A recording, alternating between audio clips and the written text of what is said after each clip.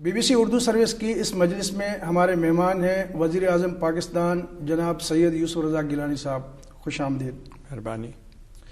وزیر اعظم صاحب، نیٹو حملے کے بعد جو آپ کی حکومت نے اقدامات تجویز کیے اور اس کے بعد یہ چیز بھی ہوئی کہ آپ نے کہا ازسر نو جائزہ لیں گے معاملات کا، تو کیا اب وہ سارے معاملات تحریری فارم میں آئیں گے یا کیا خاکہ آپ کے ذہن میں آئے؟ دیکھیں، آپ کچھ چند دن پارلیمنٹری کمیٹی کو دے دیں تاکہ وہ کیا ریکمنڈیشنز دیتے ہیں تو will put before the joint session of the parliament, اور پھر joint session of the parliament جو ہے اس پہ ڈیبیٹ کریں گے، اور ان کو ہم انفلوئنس نہیں کرنا چاہتے کہ ان کی کیا ریکمنڈیشن ہوگی. یہ بات درست آپ نے کہی کہ ہم چاہتے ہیں کہ اس کو نئے سرے سے ہمارے جو رولز آف انگیجمنٹ ہیں وہ ہم طے کریں.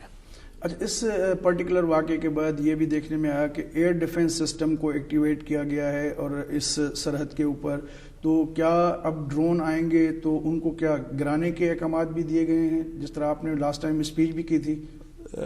دیکھیں، جو ہماری سوورینٹی ہے اس کی ہم چاہتے ہیں کہ رسپیکٹ ہو. صحیح. تو ظاہر ہے کہ ڈرون جو آتے ہیں اٹیک کرتے ہیں باہر سے آتے ہیں تو وہ ایک ساورنٹی کی خلاف ورزی تو ہے. Yes it is.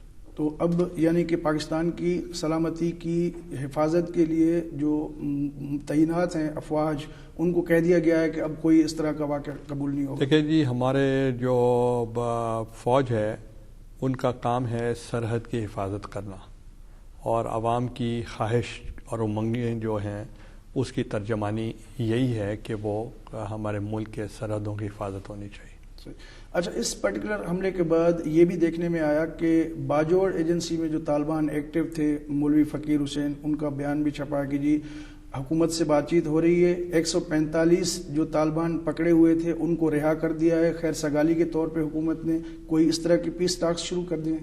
ہماری ہمیشہ سے ہماری جو 3Ds پالیسیز رہی ہے، پہلے نمبر پہ ڈائلاگ ہے، دوسرے نمبر پہ ڈیولپمنٹ ہے، اور تیسرے نمبر پہ ڈیٹرنس ہے.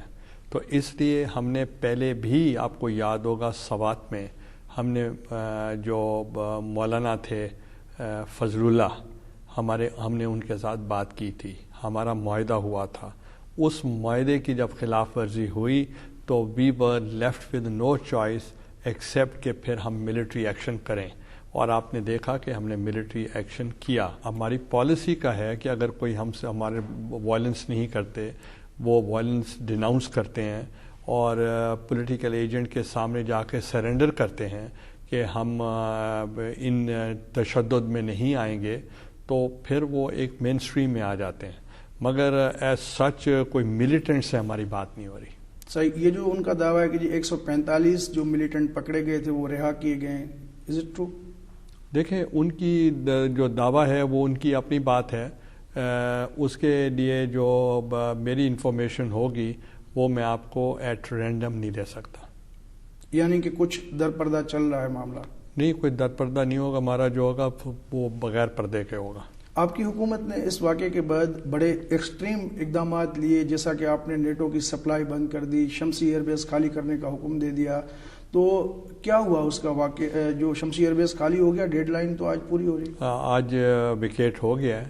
اچھا، یہ جو متنازع میمو ہے اس کے حوالے سے ایک تاثر یہ بھی ہے کہ شاید امریکہ کے اندر نان اسٹیٹ ایکٹرز یا اسٹیٹ ایکٹرز نے ایک کوشش کی پاکستان میں ایک ڈیموکریٹک سسٹم کو ڈیریل کرنے کی، یا حکومت اور فوج کو لڑانے کی، یا غلط فہمی پیدا کرنے کی. کیا کہیں گے آپ؟ ہمیں خود کو سینسیبل ہونا چاہیے. اگر امریکہ کے کہنے پہ آپ سارا کچھ کر لیتے ہیں تو یہ ہماری بھی تو ایک اس میں سمجھی جائے گی کہ کمزوری. تو اس لیے ہمیں ان لوگوں کی طرف توجہ نہیں دینی چاہیے جو کہ ہر دور میں، ہر پاسٹ میں بھی وہ ہمارے انسٹیٹیوشن کو بدنام کرتے رہے ہیں اور اب بھی کر رہے ہیں.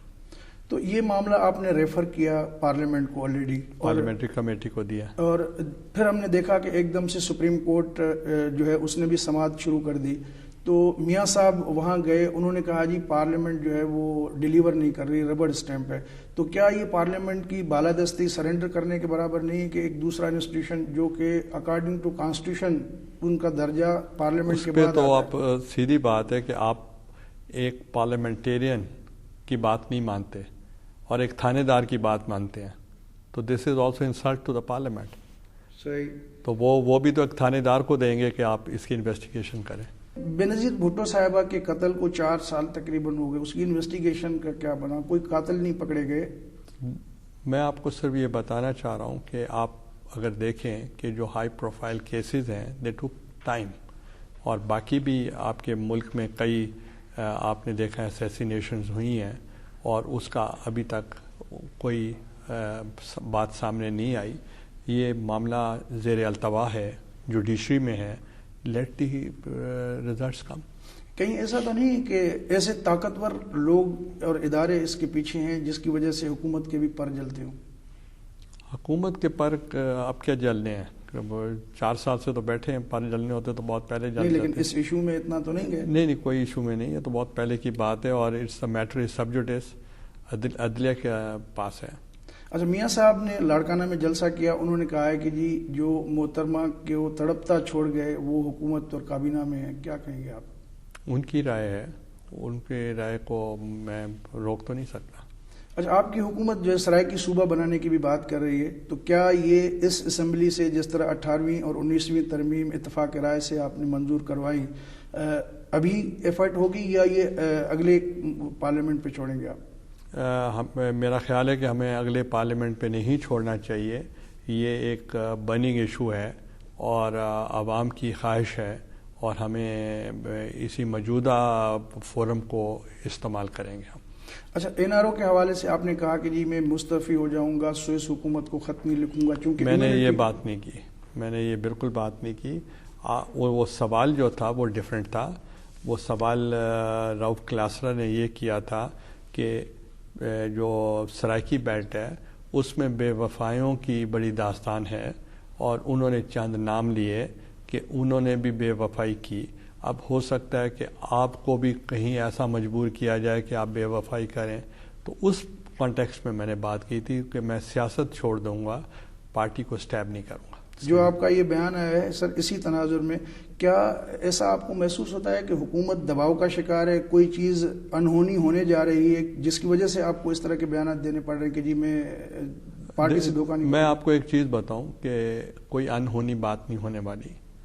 ہمارے ساتھ یہ باتیں ہونے والی ہی ہوتی رہی ہیں پاسٹ میں, تو اس لیے ہمیں کوئی یہ نئی باتیں نہیں ہیں.